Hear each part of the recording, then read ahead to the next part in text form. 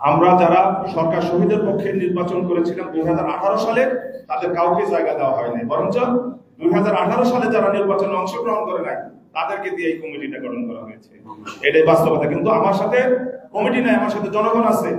Committee একদিকে, জনগণ একদিকে। জনতাই এখন আমার সাথে বেশি, জনতাই এখন আমার সাথে প্রধান শক্তি।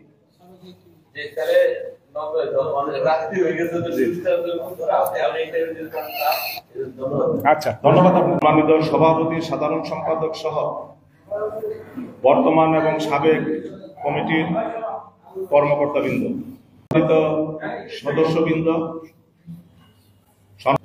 আমার নাম মোহাম্মদ আলী। আমার জন্মস্থান টাঙ্গাইল জেলার মধুপুর উপজেলার মধুপুর পৌরসভার 8 নম্বর ওয়ার্ড লালমাটির অলিপুর গ্রাম। আমি পেশায় একজন আইনজীবী।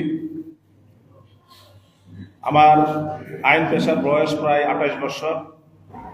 আমি টাঙ্গাইল জেলা বারেরও একজন সদস্য। এখানেও আমার ওকালতির সদস্য পদের বয়স প্রায় 24 বছর। আমি বাংলাদেশ জাতীয়তাবাদী দলের জাতীয় নির্বাহী কমিটির সদস্য। আমাদের আইনজীবীদের যে সংগঠনটা আছে বাংলাদেশ জাতীয়তাবাদী আইনজীবী ফোরাম, এটার আমি কেন্দ্রীয় কমিটির জন্য মহাসচিব। এছাড়া আমাদের বিএনপির ভারপ্রাপ্ত চেয়ারম্যান, আগামী দিনের রাষ্ট্রনায়ক জনাব তারেক রহমান, আমাদের বিএনপির প্রতিষ্ঠাতা শহীদ রাষ্ট্রপতি জিয়াউর রহমান, ওনার পিতার নামে একটা সংগঠন করেছেন জিয়াউর রহমান ফাউন্ডেশন। ভারপ্রাপ্ত চেয়ারম্যান জনাব তারেক রহমান ওই সংগঠনের চেয়ারম্যান। তার সহধর্মিণী বিশিষ্ট চিকিৎসাবিদ doctor Zubaida Rahman vice chairman. তাদের একমাত্র কন্যা জাইমা রহমান জিয়াউর রহমান ফাউন্ডেশনের একজন পরিচালক। আমিও একজন নগণ্য পরিচালক। আমাকে ভারপ্রাপ্ত চেয়ারম্যান তার এই সংগঠনে জিয়াউর রহমান ফাউন্ডেশনের পরিচালকের দায়িত্ব দিয়েছেন। এছাড়া আমাদের ডাক্তার প্রফেসর ফরহাদ আলী প্রমাদ জিয়াউর রহমান ফাউন্ডেশনের নির্বাহী পরিচালক হিসেবে দায়িত্ব পালন করেন। আমার সাথে এখানে উপস্থিত আছেন মধুপুর পৌর বিএনপির সাবেক সাধারণ সম্পাদক, বিগত পৌর নির্বাচনে যিনি মধুপুর পৌরসভায় ধানের শীষের প্রতীক নিয়ে মেয়র ইলেকশন করেছেন জনাব আব্দুল লতিফ পান্না। এখানে উপস্থিত আছেন মধুপুরের ব্যবসায়ীদের শীর্ষ সংগঠন মধুপুর বণিক সমিতি, শিল্প ও বণিক সমিতি, তার নির্বাচিত সাধারণ সম্পাদক মিনহাজুর রহমান নান্নু। এখানে উপস্থিত আছেন শিল্প ও বণিক সমিতি নির্বাচিত সাংগঠনিক সম্পাদক আসাদ সরকার। এখানে উপস্থিত আছেন মধুপুর উপজেলা যুব দলের সাবেক আহ্বায়ক আব্দুল মান্নান, বিএনপি নেতা খন্দকার হাফিজুর রহমান নেত্রী সহ অনেক নেতৃবৃন্দ এখানে উপস্থিত হয়েছেন। আজকে আমার এই সাংবাদিক সম্মেলনের প্রিয় সাংবাদিক ভাইরা, আসলে আমার এটা সাংবাদিক সম্মেলন নয়। আমার আসলে এটা হলো আপনাদের সাথে, অনেকের সাথে পরিচয় আছে, সবার সাথেই পরিচিত হওয়া। সামনে জাতীয় সংসদ নির্বাচন, আপনারা নির্বাচন সংক্রান্ত অনেক সংবাদ পরিবেশন করবেন, মতামত যাচাই করবেন। সেই ক্ষেত্রে আমি যেন আপনাদের কাছে অপরিচিত কেউ না হই, সেই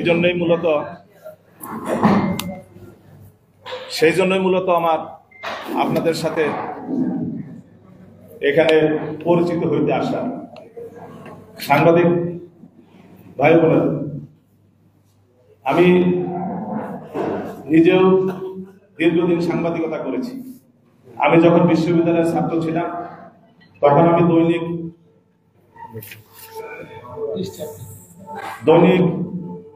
দিনকাল এবং দৈনিক সংবাদে আমি দীর্ঘদিন রিপোর্টার হিসেবে কাজ করেছি। এবং যখন আমি আইন পেশায় পুরোপুরি জড়িত হই, সাংবাদিকতা আমার পক্ষে আর করা সম্ভব হয় না। 2টা পত্রিকায় আমাকে আনুষ্ঠানিকভাবে বিদায় দিয়েছিল এবং আমাকে তারা সনদপত্র দিয়েছে, সেটা আমি সুন্দর করে সংরক্ষণ করে রেখেছি এই যেহেতু কিছুদিন সাংবাদিকতা করেছিলাম। এছাড়া আমি আইন পেশায় আসার সাথে সাথে এই জাতীয়তাবাদী ছাত্র দলের আইন বিষয়ক সম্পাদকের দায়িত্ব পালন করেছি এবং সেই সময় আমি বহু দলীয় মামলা পরিচালনা করেছি। বিগত 15 বছর আমি বিএনপির শত শত মামলা পরিচালনা করেছি, সেটা বিনা ফিসে এবং স্বেচ্ছাশ্রমের ভিত্তিতে। আজকে আমি লিখিতভাবে আপনাদের সামনে একটা বক্তব্য নিয়ে এসেছি। এই বক্তব্যের সাথে 2 পৃষ্ঠার পিছনে আমি আমার জীবনের বৃত্তান্ত তুলে ধরেছি। এইটা পরে আমি আপনাদের ধৈর্য যদি ঘোরাতে চাই না, তবে এইটার আলোকে 2-1টি কথা বলবো। কিন্তু প্রথমেই আমি দুঃখ প্রকাশ করব যে আসলে আমি নির্ধারিত সময়ে আসতে পারি নাই। যেহেতু জাতীয়তাবাদী আইনজীবী ফোরাম টাঙ্গাইল জেলাবার ইউনিটে সম্মেলন ছিল, আমি এখানে প্রধান অতিথি ছিলাম এবং এই সম্মেলনটি আমার তত্ত্বাবধানে হয়েছে, সেহেতু আমার পক্ষে একটু দেরি হয়ে গেছে, একটু না বেশ দেরি হয়ে গেছে। আপনারা এটা ক্ষমা সুন্দর দৃষ্টিতে দেখবেন। এবং যে ক্ষতিটা হয়েছে আমি জানি এটা আমারই ক্ষতি হয়েছে, কারণ যত আগে আমি এই মত বিনিময়টা করতে পারতাম, আজকের যে সমস্ত সংবাদ প্রকাশ হবে বা প্রচার হবে সেখানে এটা কভারেজ পাই, এটা আমি নিজেও জানি, কিন্তু আসলে পারি নাই। চেষ্টা করে সেটা আপনার কাছে প্রথমে ক্ষমা এবং দুঃখ প্রকাশ করে 2-1টি কথা বলতে চাই। জাতির বিবেক প্রিয় সাংবাদিক ভাই ও বোনেরা, আসসালামু আলাইকুম। আমি তো আমার পরিচয় দিয়েছি এবং বলেছি যে দীর্ঘদিন যাবৎ আমি ওকালতিতে আছি এবং দলের অনেক মামলা আমি পরিচালনা করেছি। এবং এখানে আমার যে বক্তব্যটা মূল সেটা মাঝামাঝি, সেটা হলো যে আপনারা অবগত আছেন যে লাল ও সাদা মাটির সমন্বয়ে অর্থাৎ পাহাড় ও সমতল ভূমি বেষ্টিত মধুপুর ধনবাড়ী উপজেলা 2টি শিক্ষা ও অর্থনীতিভাবে অগ্রসরমান উপজেলা। যোগাযোগ 2 থেকে টাঙ্গাইল, ময়মনসিংহ, জামালপুর শহর থেকে প্রায় সমান দূরত্বে অবস্থিত মধুপুর উপজেলার 3টি জেলার সংযোগস্থল। বাংলাদেশের প্রতিটি বিভাগ ও জেলার সাথে মধুপুরের মধ্য দিয়ে যোগাযোগ স্থাপিত হয়েছে। এরপর 15 বছর ধনবাড়ী মধুপুরে উল্লেখযোগ্য কোনো উন্নয়ন সাধিত হয় নাই, বরং বাংলাদেশের অনেক উপজেলা থেকে পিছিয়ে থাকা বঞ্চিত উপজেলা 2টি রাস্তাঘাটে বেহাল অবস্থা, স্কুল, কলেজ, মসজিদ, মাদ্রাসা সহ অধিকাংশ শিক্ষা প্রতিষ্ঠানে জরাজীর্ণ অবস্থায় আছে। অধুনা মধুপুরে তেমন কোনো শিক্ষা প্রতিষ্ঠান গড়ে ওঠে নাই, ফলে বেকারত্বের চরম পর্যায়ে উপনীত হয়েছে। প্রিয় সাংবাদিক ভাই বোনেরা, দীর্ঘ 15 বছর বেশিরভাগই স্বৈরাচারের বিরুদ্ধে আন্দোলন করতে গিয়ে আমি 2বার কারাবরণ করেছি এবং সকলটি মিথ্যা মামলার আসামি ছিলাম। অধিকাংশ রাজনৈতিক প্রতিহিংসার শিকার হয়ে বারবার মৃত্যুর সম্মুখীন হয়েছি, তবু আমি রাজপথ ছাড়িনি। উল্লেখ্য, স্থানীয় একজন ত্যাগী কর্মী হিসেবে মধুপুর ধনবাড়ীর অধিকাংশ জনগণ ইতিমধ্যে আমার প্রতি আস্থা ও সমর্থন জ্ঞাপন করেছেন। আমার দৃঢ় বিশ্বাস, আন্দোলন সংগ্রামে রাজপথ থেকে দলের প্রতি আমার ডেডিকেশন ও আন্দোলন সংগ্রামে আমার অগ্রণী ভূমিকা ও এলাকার জনপ্রিয়তার বিষয়টি বিবেচনা করে বাংলাদেশ জাতীয়তাবাদী দল বিএনপি আমাকে মনোনয়ন দিবে। প্রিয় সাংবাদিক ভাই বোনেরা, আমার জন্ম মধুপুরের লাল মাটিতে। আমার ঐকান্তিক ইচ্ছা, মৃত্যুর পর আমার লাশটি যেন লাল মাটিতে শায়িত আমার পিতা মাতার কবরের পাশে শায়িত হয়। নিম্নে মধুপুর ধনবাড়ী নিয়ে আমার ভবিষ্যৎ পরিকল্পনা ও রোডম্যাপ আপনাদের সম্মুখে তুলে ধরলাম। 1 নম্বর হলো গ্যাস সরবরাহ ব্যবস্থা করে মধুপুর ধনবাড়ীর মধ্যবর্তী স্থানে শিল্পাঞ্চল গড়ে তোলা, যাতে কমপক্ষে 25,000 নারী পুরুষের কর্মসংস্থানের ব্যবস্থা হয়।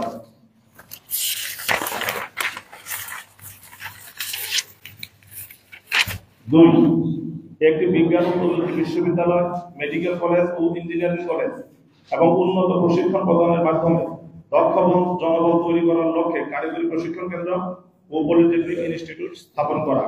এটা আমরা বলেছি যে মধুপুরটা বা ভৌগোলিকভাবে এমন স্থানে অবস্থিত, এখানে অবশ্যই একটা বিশ্ববিদ্যালয় এবং মেডিকেল কলেজ, ইঞ্জিনিয়ারিং কলেজ চলে।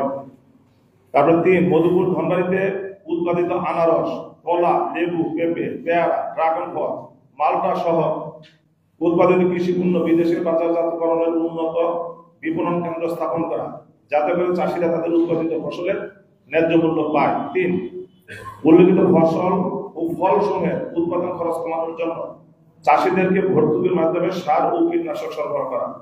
মধুপুরের 4 মধুপুর উৎপাদিত আনারসের গুণগত মান ধরে রাখার জন্য সচেতনতা সৃষ্টি করা এবং আনারস থেকে রস উৎপাদন ও মজুত করার মতো শিল্প প্রতিষ্ঠান স্থাপন করা, যাতে কৃষকরা যথাযথভাবে আনারসের ন্যায্য মূল্য পায়।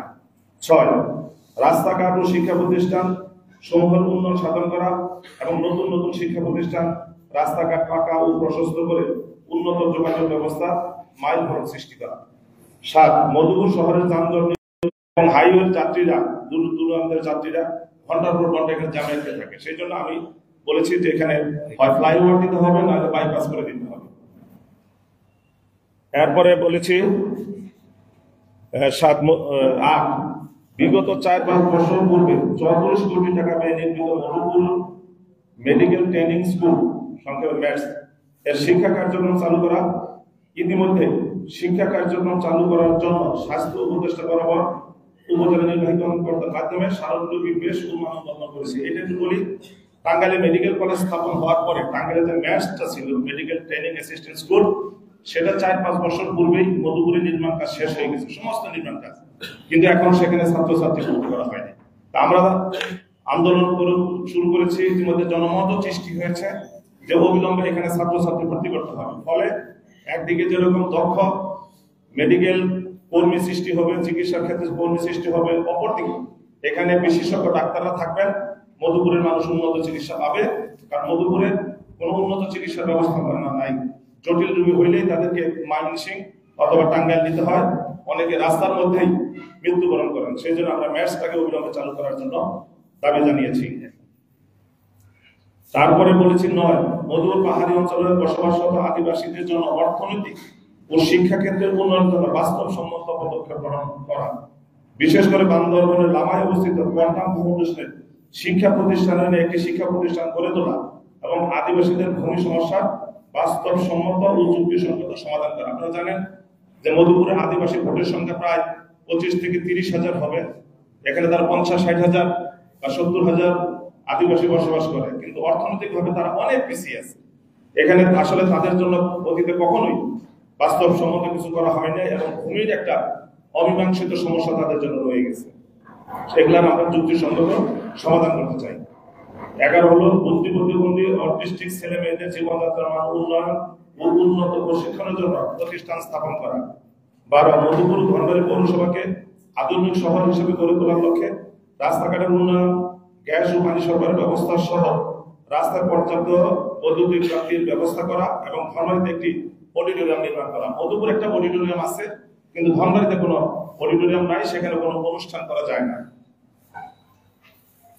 সর্বশেষ বলেছি 13 নারী ও শিশুদের চিকিৎসা এবং জীবনযাত্রার মান উন্নয়নে বাস্তবসম্মত পদক্ষেপ গ্রহণ করা, বিশেষ করে সরকারিভাবে মা ও শিশু হাসপাতাল প্রতিষ্ঠা করা। এগুলা আমার পরিকল্পনা। মধুপুরের সন্তান হিসাবে আমি এই স্বপ্ন দেখি।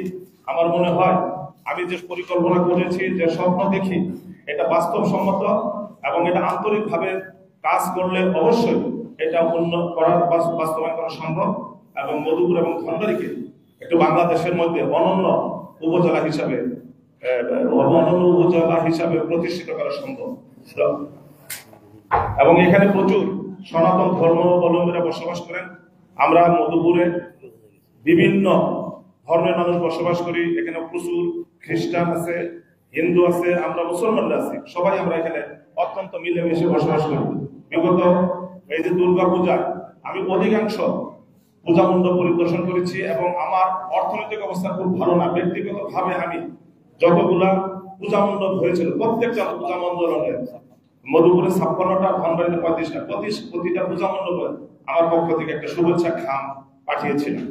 তো আপনাদের কাছে আমি স্থানীয় সন্তান হিসাবে, টাঙ্গাইলের একজন সন্তান হিসাবে এবং একসময় সাংবাদিকতা করেছি, সেই সূত্র ধরে আপনাদের একজন পেশার সহযোগী মানুষ হিসাবে আপনাদের কাছে দোয়া চাই, সমর্থন চাই, সহযোগিতা চাই। আপনারা সঠিক নিউজটা তুলে ধরবেন, প্রকৃত যেটা জনমত, প্রকৃত যেটা অবস্থা সেটাই তুলে ধরবেন, এটাই প্রত্যাশা করি। আমি অতিরিক্ত কিছু আপনাদের কাছে প্রত্যাশা করি না, শুধু প্রত্যাশা করবো যে সঠিক বিষয়টা যেন উপস্থাপনা হয়। আশা করি আপনারা অবশ্যই বস্তুনিষ্ঠ সংবাদ পরিবেশন করেন এবং বস্তুনিষ্ঠ সংবাদ পরিবেশনের দিক থেকে টাঙ্গাইল প্রেস ক্লাবের একটা সুনাম বাংলাদেশে আছে, সারা বাংলাদেশে আছে। কারণ এখান থেকে এমন কোনো সংবাদ প্রচার হয় না বা এবং কোনো মানে কাল্পনিক সংবাদ প্রচার হয় না যেটা নিয়ে সমালোচনার ঝড় ওঠে। আপনারা ইতিমধ্যে নিজেদেরকে দীর্ঘদিন সাংবাদিকতার সাথে জড়িত রেখে একটা পেশাদারিত্বের সৃষ্টি করেছেন।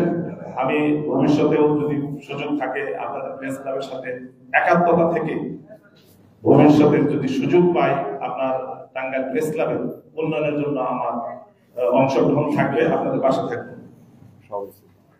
এই কথা বলে আমি আপনাদেরকে ধন্যবাদ জানিয়ে আবারও বিলম্বে আসার জন্য ক্ষমা প্রার্থনা করে আমার বক্তব্য এখানে শেষ করছি। আসসালামু আলাইকুম রহমতুল্লাহি ওয়া বারাকাতুহু।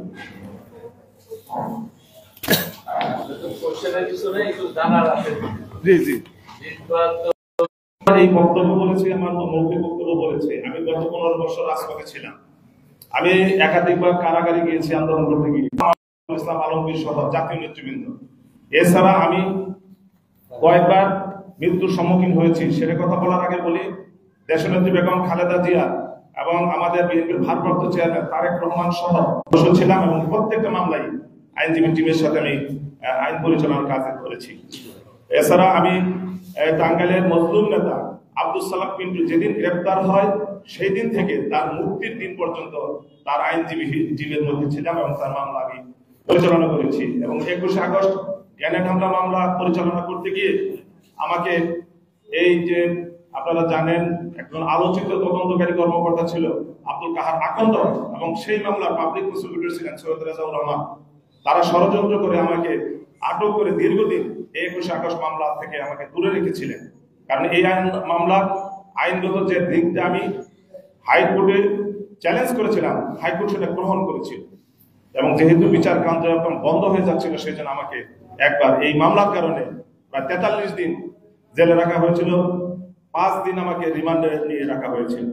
অনুরূপ ভাবে আমি একবার বিচারপতি শামসুদ্দিন চৌধুরী মানিক মিয়ার কোর্টে একটা মামলা ছিল, সেটার বাদী ছিলেন মন্তাসির মামুন সাহেব, আর সেই মামলার বিবাদী ছিলেন মুফতি ফজলুল হক আমিনী। বিষয়টা ছিল মুফতি ফজলুল হক আমিনী যখন সংবিধান সংশোধন হয় তখন তিনি বলেছিলেন যে সংবিধানে বিসমিল্লাহির রহমানির রহিম থাকবে না, সেই সংবিধান আমি মানি না, সেই সংবিধান আমি ডাস্টবিনে ছুড়ে মারব। তার এই বক্তব্য কেন্দ্র করে হঠাৎ করে শামসুদ্দিন চৌধুরী মানিক রায় দেওয়া শুরু করলেন এবং খালেদা জিয়া আমাদের নেত্রীকে নিয়ে তিনি রায় ডাকা শুরু করলেন। আমরা প্রতিবাদ করলাম। প্রতিবাদের মুখে তিনি রায় দিতে পারেন না, কিন্তু পরের দিন আদালতে এসে দেখে যায় আমাদের 14 জন আইনজীবীর নামে মামলা হয়েছে। তার মধ্যে একজন তদানীন্তন সংসদ সদস্য সৈয়দা আশিফা আশরাফি পাপিয়াও ছিলেন।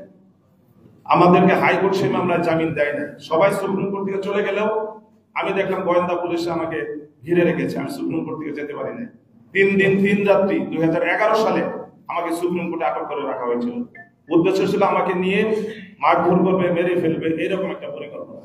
তো যাই হোক, আমি সুপ্রিম কোর্টে অবস্থান নিয়েছিলাম সভাপতির পক্ষে, আমাকে ধরে নাই। কিন্তু আমাদের এই ওই মামলার একজন আসামি এমইউ আহমেদ, তার পুরো নাম হলো মমতাজউদ্দিন আহমেদ, তাকে ধরে নিয়ে নির্যাতন করে হত্যা করে তার লাশটা হাসপাতালে শোয়াই রেখেছিল।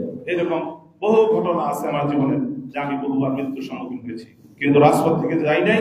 আমার বিশ্বাস দলের, যেহেতু রাজপথে ছিলাম, দলের মামলা পরিচালনা করেছি, আর বর্তমানে আমি লক্ষ্য করছি, আমি অনুভব করছি যে অধিকাংশ মধুপুর এবং ধনবাড়িবাসী তারা চাচ্ছে তাদের সন্তান মোহাম্মদ আলী যেন মনোনয়ন পায়। তো সেই হিসাবে আমার বিশ্বাস, যেহেতু এলাকার জনমত সৃষ্টি হয়েছে এবং যেহেতু আমি একজন রাজপথে পরীক্ষিত কর্মী, আমার বিশ্বাস দল আমাকেই ইনশাল্লাহ মনোনয়ন দেবে, এবং বাকিটা আপনাদের সহযোগিতা আমি কামনা করি। ধন্যবাদ।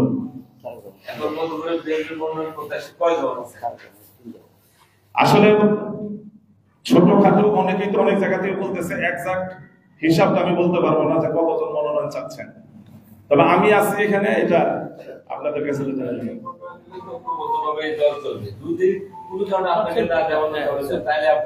আমি বহু বক্তৃতা বলেছি, এমনকি ধর্মীয় শিক্ষা প্রতিষ্ঠানে গিয়েও বলেছি যে এই দলের অস্তিত্ব আমাদের রক্ত মাংসের সাথে জড়িত। দল যদি আমাকে মনোনয়ন না দেয়, যাকে মনোনয়ন দিবে আমি তার পক্ষেই কাজ করবো, এবং বাংলাদেশ জাতীয়তাবাদী দলের প্রার্থীর পক্ষে কাজ করবো। এটা আমি বহু বক্তৃতায় আমি বলেছি, বলে যাচ্ছি, আপনাদের সামনে বললাম, দল যদি আমাকে মনোনয়ন না দেয়, দল যাকে মনোনয়ন দিবে আমি তার পক্ষেই নির্বাচনে কাজ করবো। অতীতেও আমি করেছি। 2018 সালে আমাদের মধুপুরের দলীয় প্রার্থী ছিলেন সরকার শহীদুল ইসলাম, আমি তার পক্ষে নির্বাচনী প্রচারণা করতে গিয়ে আমার গাড়ি ভাঙছে, আমার উপর আক্রমণ হয়েছে, আমাকে শারীরিকভাবে নির্যাতন করেছে, তারপরও আমি সরকার শহীদের পক্ষে ছিলাম। কিন্তু দুঃখজনক হলেও সত্য, এখন যারা মধুপুরের কমিটিতে আছেন তারা কেউ সরকার শহীদের নির্বাচনে কাজ করেন নাই। এটা কিন্তু দুঃখজনক আমাদের দলের জন্য। যদিও এটা একটা কথা আছে না যে থুতু উপরে ফেললে নিচে বলে, আমার দলের বিরুদ্ধেই কথাটা যায়, তারপরও বাস্তব কথাটা আপনাদের সাথে বলে ফেলেছি।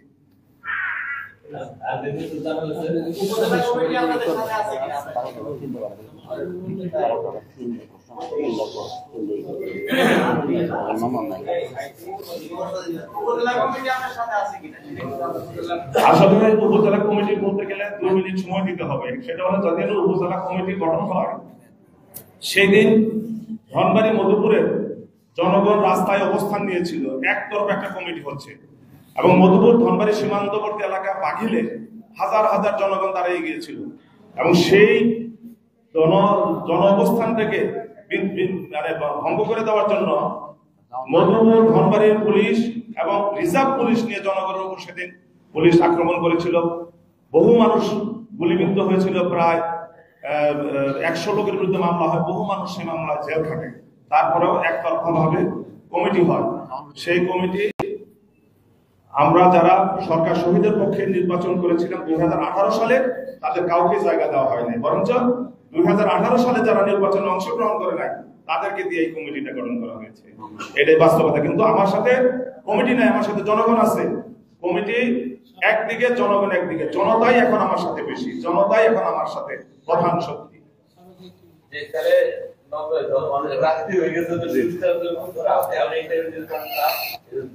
আচ্ছা, ধন্যবাদ আপনার।